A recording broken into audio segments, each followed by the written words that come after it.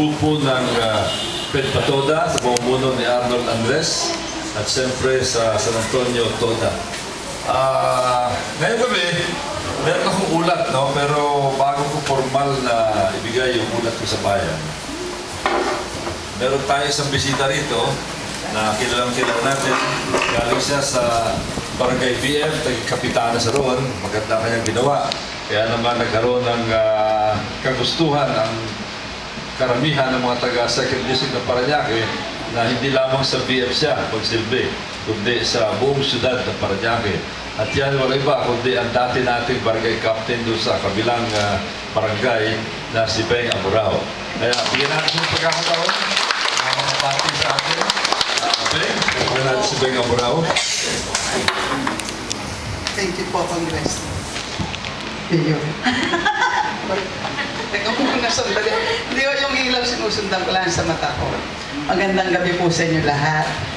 Nung makita ko kayo, tuwa ako kasi kilala ko kayo lahat. Halos araw-araw. Ngayon po, sa ulat ng ating congressman na magiging mayor, ulat sa bayan, duwa-duwa po ako dito, kaya pag-ulat, nagpupunta ako dahil pareho po kami taga-BF, so kilalang-kilala po siya. Kilalang-kilala po. Kaya, nung nandun po ako sa BF bilang barangay captain, lahat po ng proyekto, halos nagawa ko na. Alam mo yan, Danny.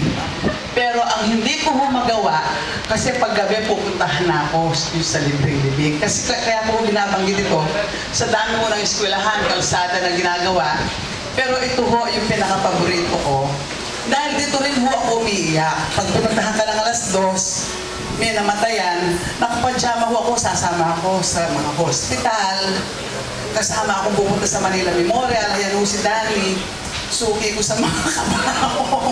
Alas 5 na, doon na ho ako, papipiliin ako, kadami-dami. So, to cut it short, pinangarap ko ho na magkaroon din ako ng libreng libing noon. Bilang barangay captain ho ako noon. Pero hindi ko kaya ng budget. Halos araw-araw tinitingnan ko yan. Pag nagmi-meeting kami, yun ho, gusto kong mabigyan ng lunas yung mga yung kulang sa pera sa pagpapalibing kung minsan. Nakakaawa, di ba? Sa hospital pa lang ako, kasama na ako.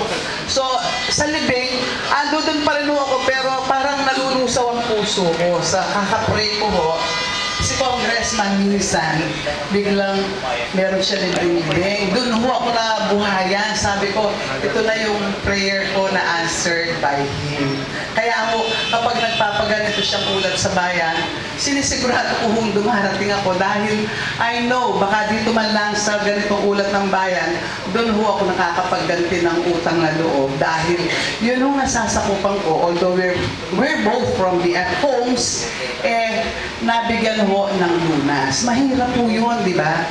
Mabuti ho, siya talagang pinag-aaralan niya kung ano yung mga proyektong dapat.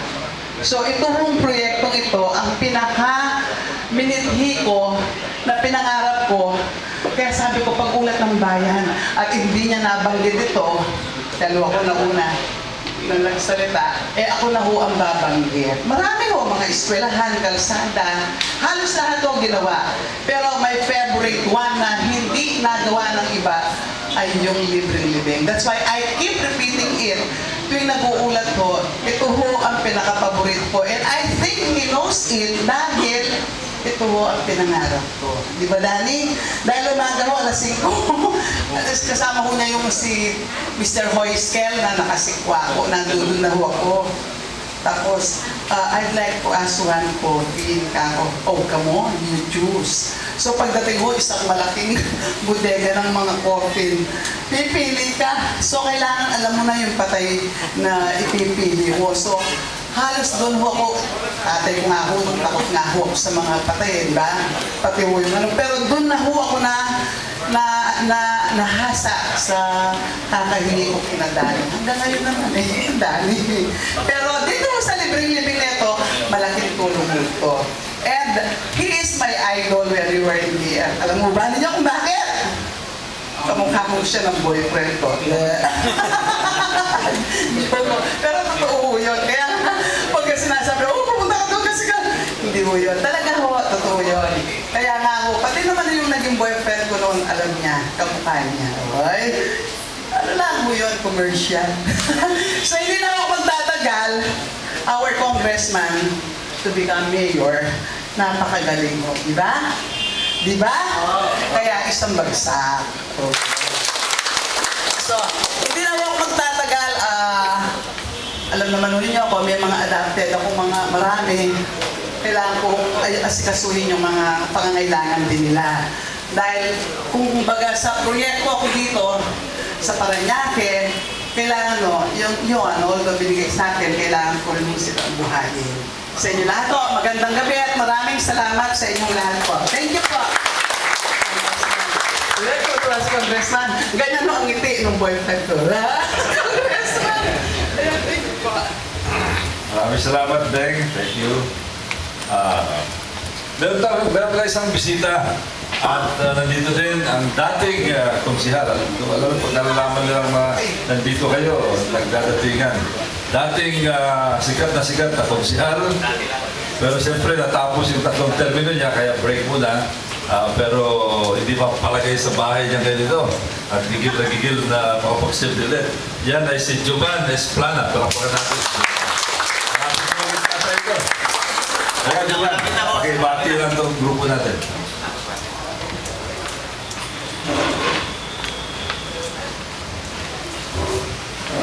Host na, mayor pa. Palakpakan po natin ang ating ilong, Mayor Goles. Ayaw magsitayot. Parang kasi seryoso natin. Parang kilala ko dati sa mga to. Pero, sino ba nakakilala pa sa akin dito? Marami pa rin. Kasi sabi na aking ninong kanina, 3 years na akong nawala eh. Di ba? So parang nawala na sa limelight, nalaos na ba? Hindi. Tayo na magkakakulay dito, hindi nyo pa ako makilala? Ganun pa naman, ako'y bumabati sa aking ninang. Ninang, Benga Moraw, palakpakan po natin. Kung sa pananilbuhan mo, for ilang years ba yung naging kapitana? Kahit naman masabihin natin yung mahalata eh. For 24 years kapitana, grade 2 pa lang ako nun. 24, kasama yung pagiging konsehal natin. Kasama pagiging konsehal. Ang ibig sabihin na wala akong ginawang mali for 24 years. Tama? Tama mali? 24 taong kang binoto uli ng tao sa upa ulit-ulit. Ibig sabihin, tama ang ginagawa mo. Tama? Tama. Ganon din po ang ating congressman. For how many years? Ilang taon si congressman ang nalilbihan sa atin? 1992 to... Hirap na mathematics talaga eh, no? Kaya sabi ko, tingin na lang ang pag-aralan natin dito eh. 18 years. 18 years. For 18 years, wala akong dumikit. Pag sinabi kong lahat ng pagkakandidato niyan ay wala akong dumikit. Landslide po ang laban dyan. Ibig sabihin, karamihan ng tao din sa Parañaque ay naniniwala sa kanyang kakayahan. Tama?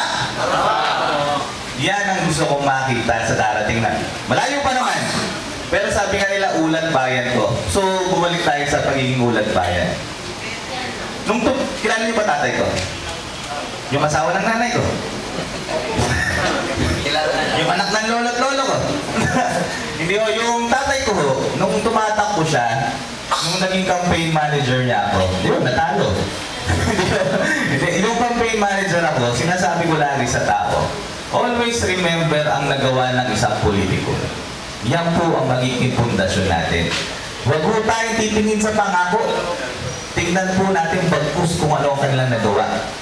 Kaya nung pinatawag ako na ating magiging na congressman, sabi niya, Konsehal, dating konsehal, baka gusto mong sumapi sa amin. Sabi ko, isa pong malaking karangalan para sa akin.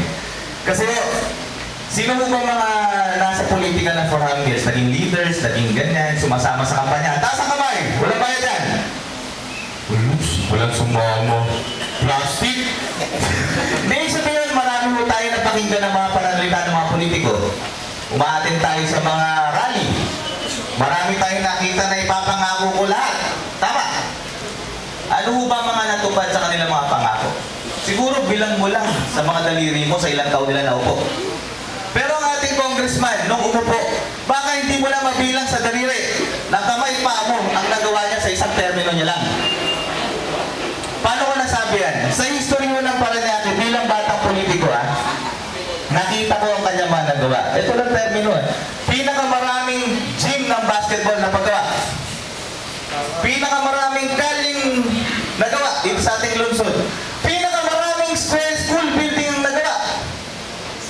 Hindi pa yun, marami pa tayong pinakamarami ang nagawa. Kaya sa akin, nung pinatawag niya ako sa ko, Diyos ko po, kung ano man po ang pipiliin mo at tatahakin mo sa mga darating na araw, isa pong malaking salamat.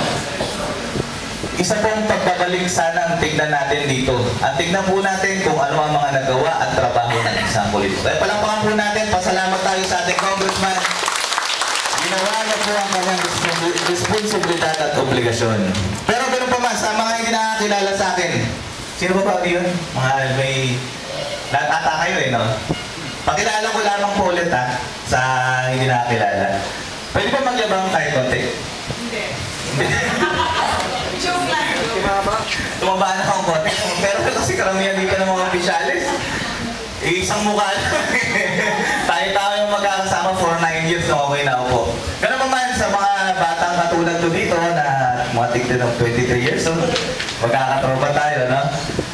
Ako po si Jovan Esplana. Ako yung pinakabatang nanalong konsihal sa history ng Parañaque sa edad na 23. Ba't para niyo maniwala? 33 pa lang ako ngayon. Ay, 34 na pala. So gumawa po tayo ng history dito hindi lang sa Parañaque, kundi sa buong Metro Manila. Sinasabi ko nga po sa inyo lagi, pag tinignan niyo ako, ano po ba ang nagawa ko? Marami po bang nagawa ang inyong lingkod? Bilang legislator, tagagawa ng batas, nung unang upo ko pa lang, bilang isang civil engineer po ako wala akong alam sa batas. For 3 years ako naupo sa unang termino ko. Ulitin ko, hindi ako marunong sumulat ng batas. Pero ako ho ang pinakamaraming naipasang resolution at ordinansa. Ibig sabihin, mga trabaho namin, batas na ginawa nun, nung termino ko, ako ang pinakamaraming naisulat dyan. Palakpakan mo, tipunti yan. Joke lang. Nung sa second term ko po, pinanindigan ko yan, naging minority tayo, so medyo umano yung termino natin, pero pinaglaban ko ang inyong karapatan. Karapatan ng mga kabataan, karapatan ng mga driver, kung ano man ang sinusulong sa atin sa patungkol sa mga pabahay at tungkol sa mga health, sinusugan po natin yan at pinaglaban. Sa mga nakakilala sa akin, sinasabi ko sa inyo, kung ako ay nanalo, tuwing ako ay nananalo, tumitingin ako sa inyong mga mata. Taas ang aking loob. Kahit tanong nyo sa inyong mga leader at mga presidente at opisyalis ng inyong mga asosasyon, kung sino ang inyong konsehalis plano nung time na yon, ako ho ang sasabihin nila yung nagtatrabaho bilang isang konsehal. Nung third term ko po, pangatlong termino ko bilang konsehal, ako ho ang pinakabatang majority floor leader sa ating lungsod.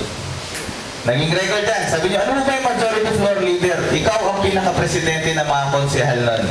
Ibig sabihin, nagtitiwala sa akin lahat ng mga konsehal. Kahit ako ang pinakabata, sila kumbaga, pinagkatiwalaan nila ako kung ano yung tama at maling gagawin sa sanggunian. Yung po yung trabaho ko nun.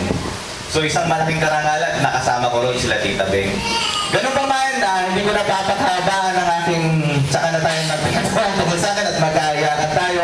Ngayon po ako sa for 3 years na wala po ako sa politika, ako'y negosyante po, gumagawa na lang po ako dahil isa ako civil engineer, nag-negosyo tayo, meron po tayong mga negosyo dyan at pinaka-importante sa akin, nag-asawa na po ako at hindi na po ako virgin. Magkakanak na po ako this coming December. Naglalaban na lang ako sa bahay namin. Nag-aalaga ng misis. So yun na lamang po ang aking responsibilidad ngayon. Pero kung ako ay papalarin sa mga magkakasama kami ng aking ninong, bawat pa man, nag-uulan lang kami dito, ay hayaan ninyong ibalik po natin yung tunay na panunungkulan kasama ang aking ninong doon. Muli po sa inyo, magandang gabi at Patnubayan tayo lagi ng ating Panginoon. Thank you, Juan. Salamat. Thank you. Bago magsimula, gusto ko sana pakuha mo ng litrato sa inyo. Para yung mga litrato to, malagay ko sa Facebook mamaya. Pero po sa inyo, di ba bawal sa inyo ilagay sa Facebook yung mga magaganda yung mukha? Tapos total, taga ano kayo, San Antonio Toda, no? Madali ibalik yung litrato sa inyo, kaya babalik ko rin sa inyo para magkaroon kayo ng souvenir. Okay lang ba? Wala, pakuha tayo. Wala tayo dito.